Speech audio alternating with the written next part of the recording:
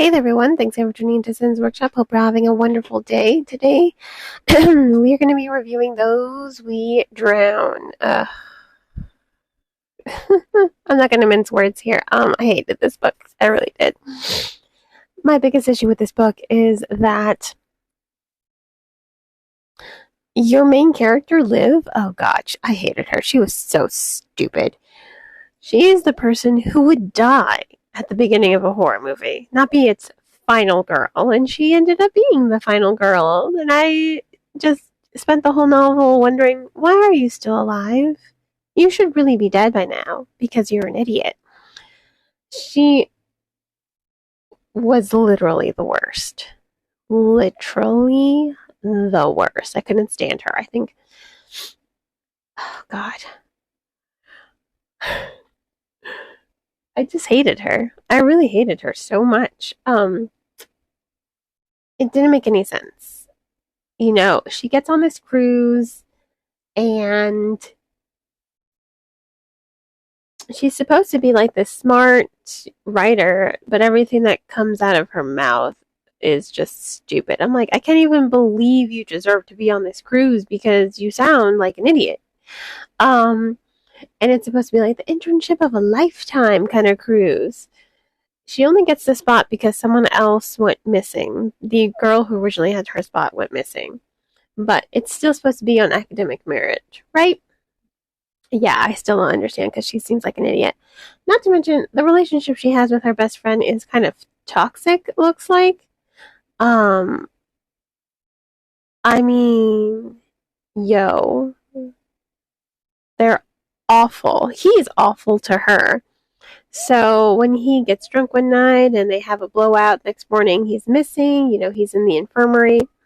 She just goes from 0 to panic, paranoia mode in 3 seconds flat, which doesn't make sense. Like, you just got on this cruise. You have no reason to believe something weird is happening. And yet, except for the fact that she had a nightmare, that's it. People have nightmares. It's not like the worst thing in the world to make you absolutely, completely paranoid. But she goes from 0 to 100 instantly. Like, her paranoia is at 100 after the first chapter. And I'm like, I don't get it. There hasn't been enough story to warrant your completely insane attitude. So, I mean, she was so stupid. She also doesn't keep her mouth shut. She understands people are going missing, maybe being killed, and yet she just continuously brings more and more attention to herself. And it's just like, again, you would be the first person who would die in a horror movie. It just, again, doesn't make sense. It doesn't make sense. Her entire demeanor is just insane and does not make sense. It doesn't. I just don't understand her whole mentality. And God, it was so frustrating because it's not just her that's the problem, it's all the characters. They're all wholly unlikable. I didn't like a single character here. It's like Final Destination 3 or 4, where all the characters are so unlikable. You can't wait to see them die.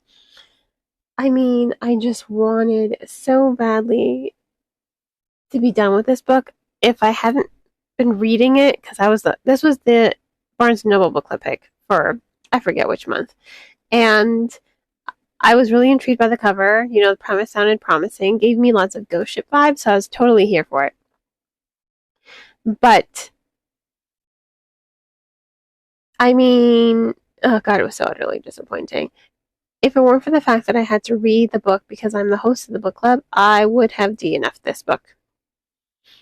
It was just stupid. Also, it does incorporate a lot of Greek and Roman mythologies, but doesn't really do anything with either of them. So it's like the author couldn't decide if she wanted to use Greek or Roman mythologies in the stories. So it's like, pick one and then just follow through with it instead of introducing two and then not doing anything with either of them. That was also very frustrating.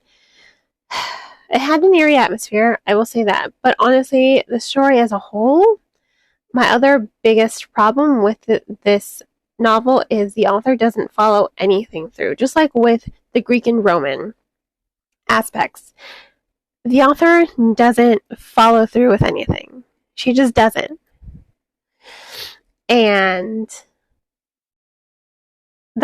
it was so frustrating to read because of that. I'm just like, oh, here's a cool element. You've got these murals. You have these black squid-like creatures. You have the missing girl, her passport. You have so many strange, unsettling things popping up throughout the entire book, except the author doesn't explore any of them. It's like she opens all these doors and doesn't go through any of them. And you're just left following Liv as she continues to be stupid. Nothing is thought out with this novel. It feels very much like a first draft. It very much feels like the author could have just split this book into 2 books, created a duology. It'd really explore the myth behind this book. And it was just, it left me hanging, and it was an utter disappointment, and I hated it. But my opinion is my own. So, of course, I will include links in the description below if you want to read the book. I don't recommend it, honestly, but I will include links in case you decide to be like, let me see what this girl's talking about. So I will include links in the description of the podcast for you guys. In any case, thank you all for tuning in. Please don't forget to like the podcast. Oh, you know what? I didn't give it a ranking. 1 star. Like, that's any surprise. 0.5 star. No stars. I didn't like the book at all. In any case, once again, please don't forget to like the podcast, subscribe to it, and share with all your book-loving friends. I hope you all have a wonderful rest of your day, and as always, happy reading.